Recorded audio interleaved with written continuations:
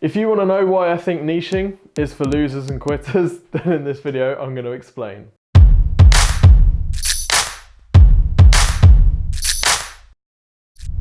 You've heard the saying, riches are in the niches. Well, I've got 3 problems with that saying. Number 1, if a saying requires mispronunciation of one of the words, then it's not really right. Number 2, just because it rhymes doesn't mean it's true. And number 3, it's not true.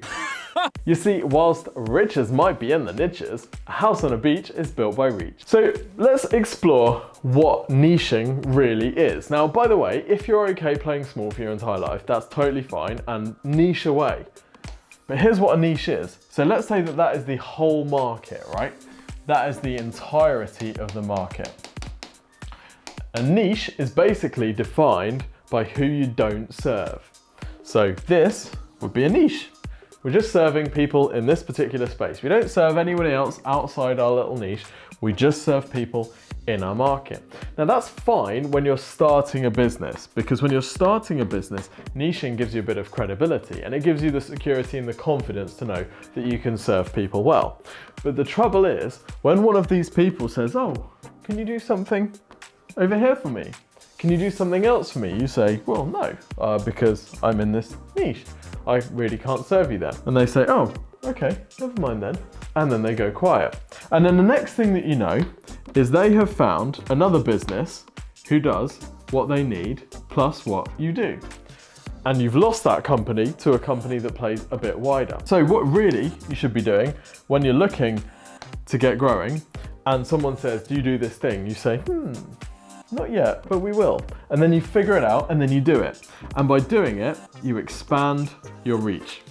So then when these other people ask for other things outside here, you figure it out, you learn how to do it, you develop a product or service that caters for it, and you expand out. The other benefit of taking this approach is that when a new customer comes in one of these areas, let's say they're over here, and they say, hey, do you do this over here?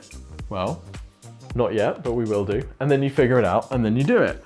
So you start to expand. And the more area you take, the more requests you're gonna get outside your field. So the more you have to expand until you're catering for the entire market. Now people get scared of this because they think, yeah, but if we just target the whole market, we're just gonna be much of a muchness and no one's really gonna care about us.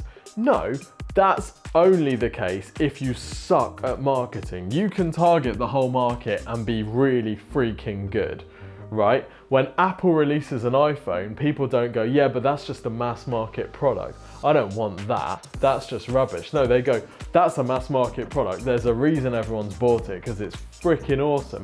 And then they queue up for 12 hours to buy a £1,000 phone, right? That's the deal. And actually nothing significant was built playing small in a tiny little pond. Being a big fish in a small pond is okay, but being a big fish in a big pond is much better. And Apple's a really interesting example because lots of people use Apple as a kind of case study for whatever kind of business lesson they want to impart, because you can always figure out a way to make Apple fit the mold. So let's just use Apple in exactly that way to make it prove my point. So Apple started off as quite a technical and creative focused company. So they served, you know, they made like Macs for complete geeks, people like the Home Computer Club and those types of people. So they were quite niche. And then they made mass market products with the Mac, but computers were still kind of a bit of an edge thing and not everyone had them, and they certainly weren't as pervasive as they are today. Apple only really got super interesting, super valuable when they released the iPhone, and the iPhone was a mass market product, and now pretty much everyone has an iPhone or an iPhone variant. Okay, when they released the iPad, what did they do? They didn't say, well, let's just target it at creatives and make it £6,000. No, they said, let's make it £400 so that freaking everyone can buy one, and it's just completely ubiquitous, right? So Apple has learned to go from niche to go big when it's really, really matters. And this is a good kind of growth story for any business. When you're starting out, undoubtedly, it's easier to get traction in a small space because, like I say, it gives you confidence and it shows people that you know what you're doing, because it's easier to build up lots of relevant case studies if you're only focusing on a small area.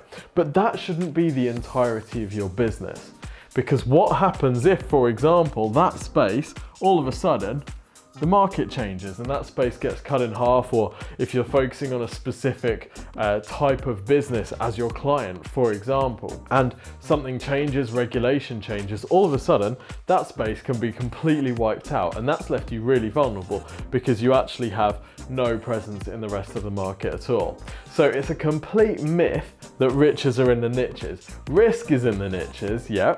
Risk, playing small, and being a big fish but in a small pond. All those things are in the niches, but a house on the beach is built by Reach. Over and out.